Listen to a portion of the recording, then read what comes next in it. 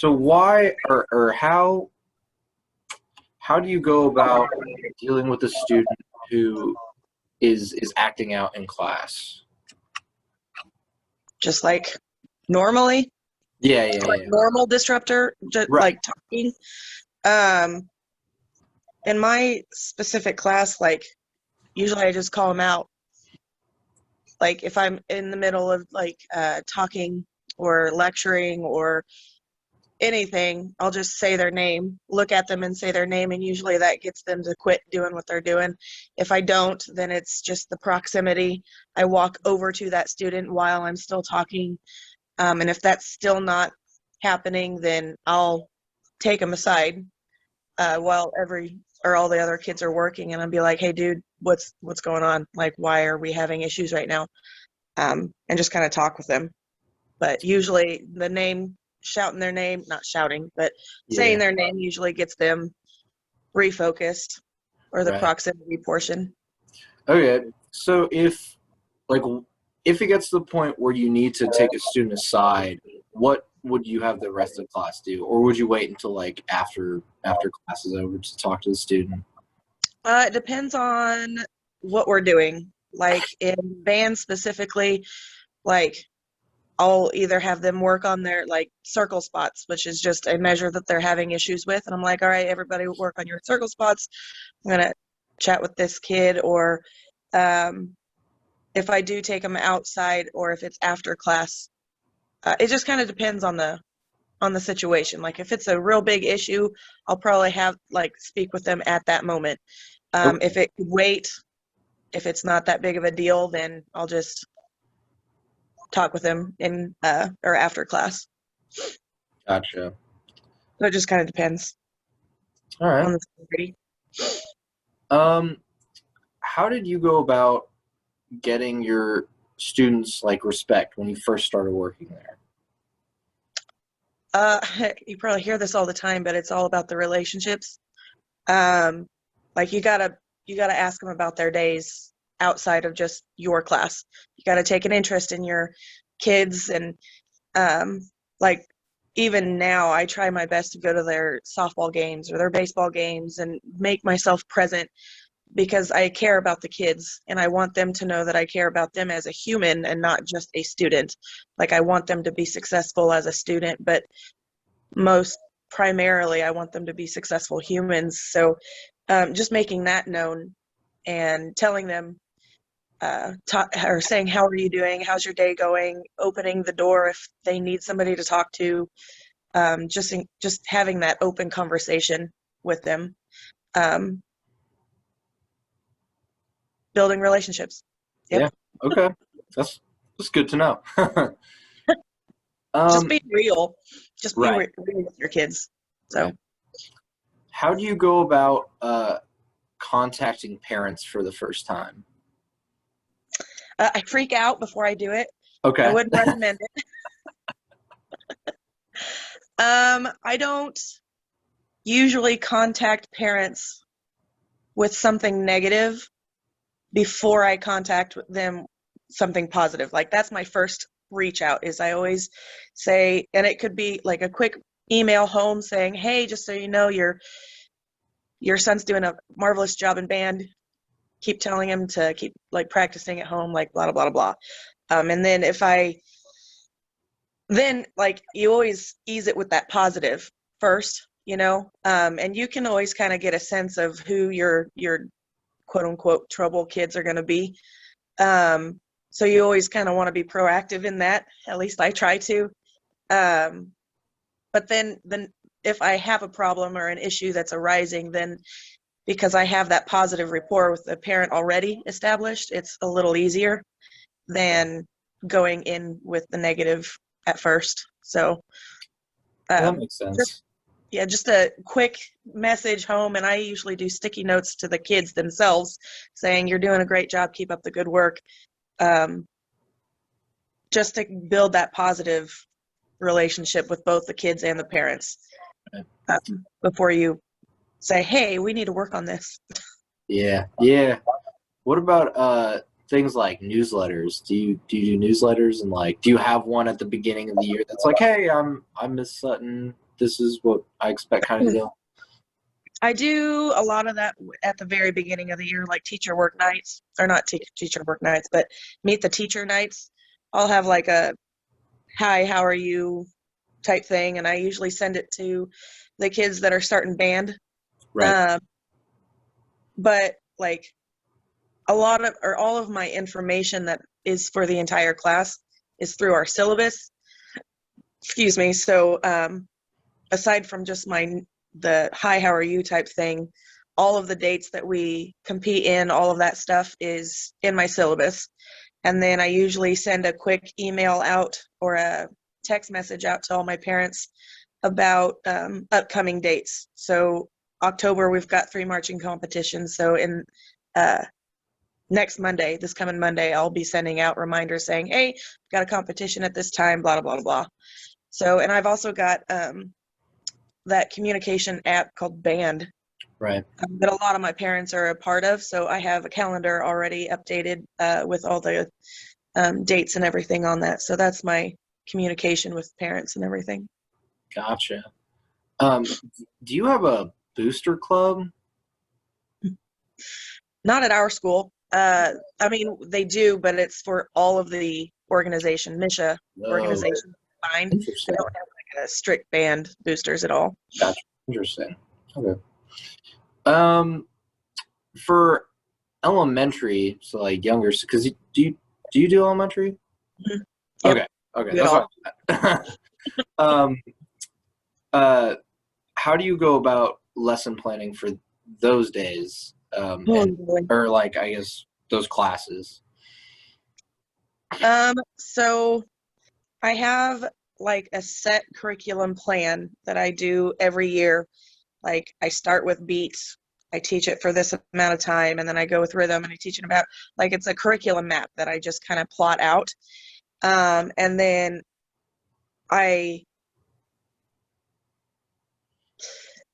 the best way to explain this. I break it down by month because I see my kids 2 to 3 times a week, depending on the week.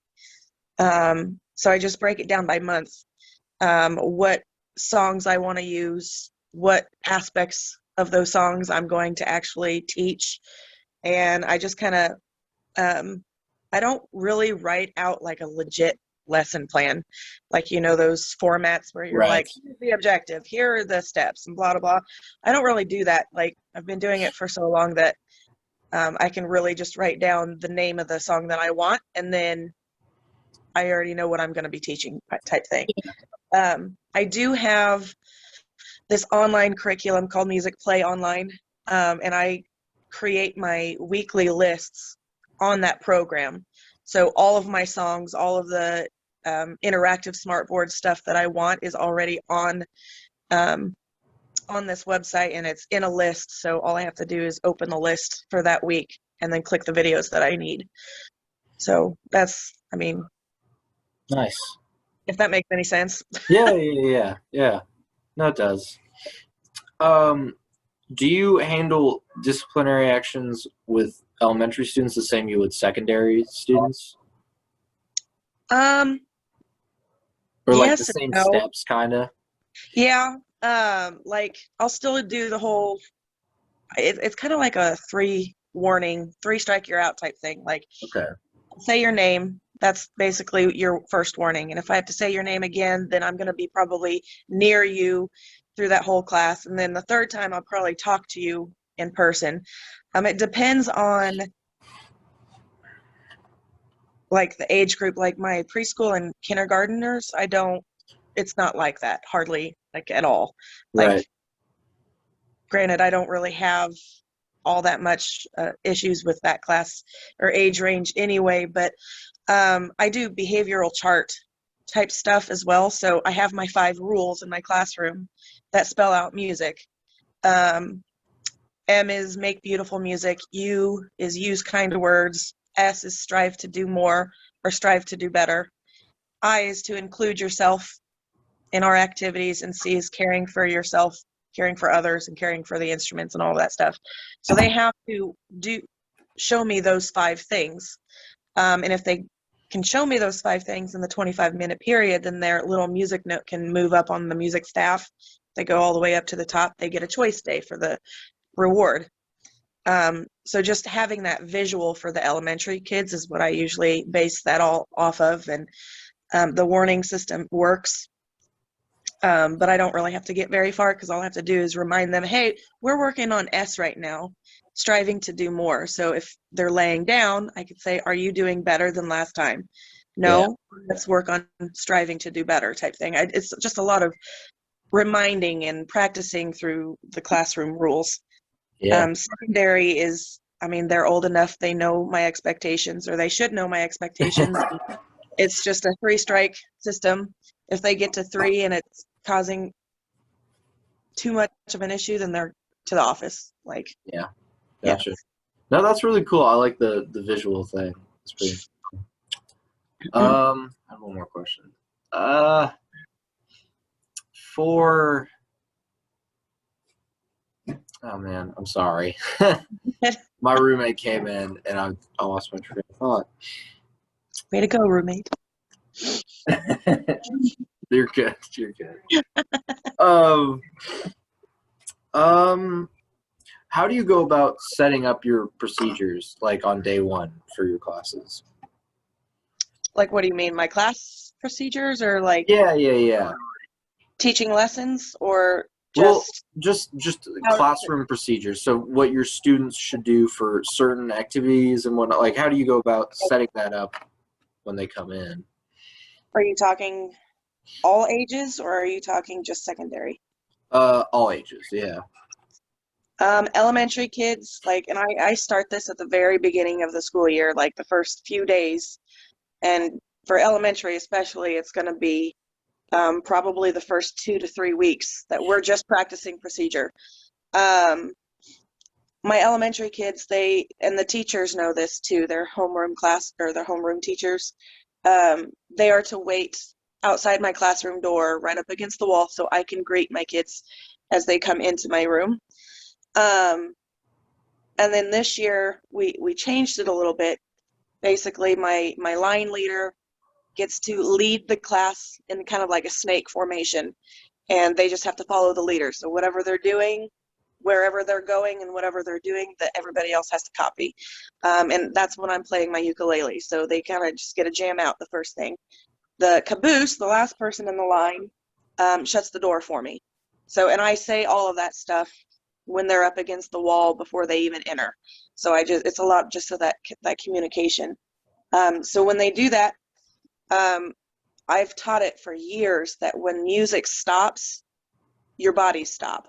So you freeze, your ears and your eyes are on me for our instructions. So when I stop playing the ukulele, all my kids freeze and they look, and then I either tell them to go do something, or usually it's find your seats in 5, 4, 3, 2, 1, and they're on their dot. And that, I mean, just that procedure, that probably took, especially my preschoolers, it probably took us about 6 days of music class just to work on that specific thing. And then we always do a welcome song, just a hello, how are you type thing. And that allows me to ask them questions. It gets them to sing by themselves. It gets them to kind of think on the spot type thing, kind of get them ready for the class. And then we go into all of our lesson stuff. So I teach all of my procedures in the very beginning. So I just walk them through what I expect. We talk about the rules and we practice the rules. So especially for like the M, making beautiful music, we talk about the difference between our singing voice and our screaming voice and our whisper voice, like all of those things. Using kind words, like we practice saying nice things to each other and encouraging people. And we just kind of walk through all of that stuff. And then the next few classes after that, it's just relearning, rehashing, just reminding. Secondary, I just lay it out straight. Like, you guys are 7th through 12th graders. You know how to behave in a classroom.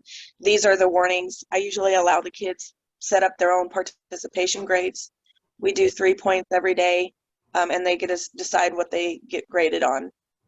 So this year, it was staying on topic, having everything that they need for the day.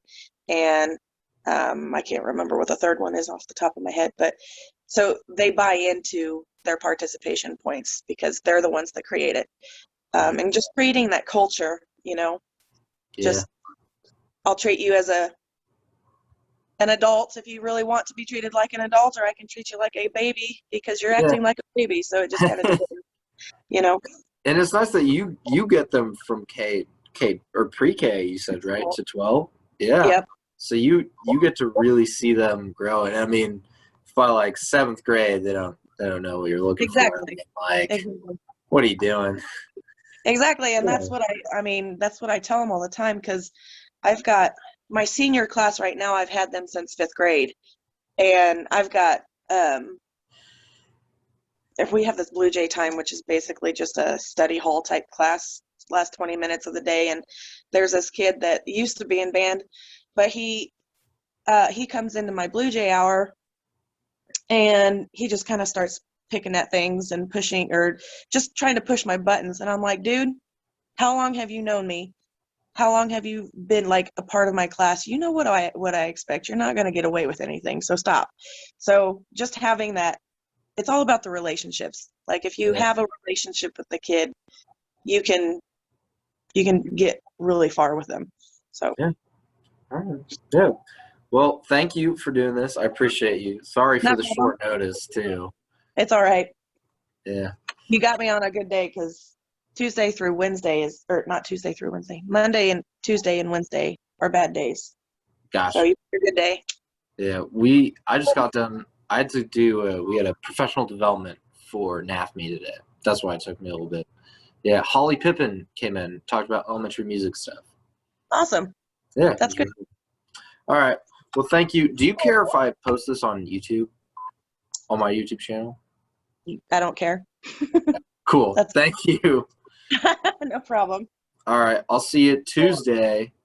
All right. Sounds good. Bye-bye. See you later.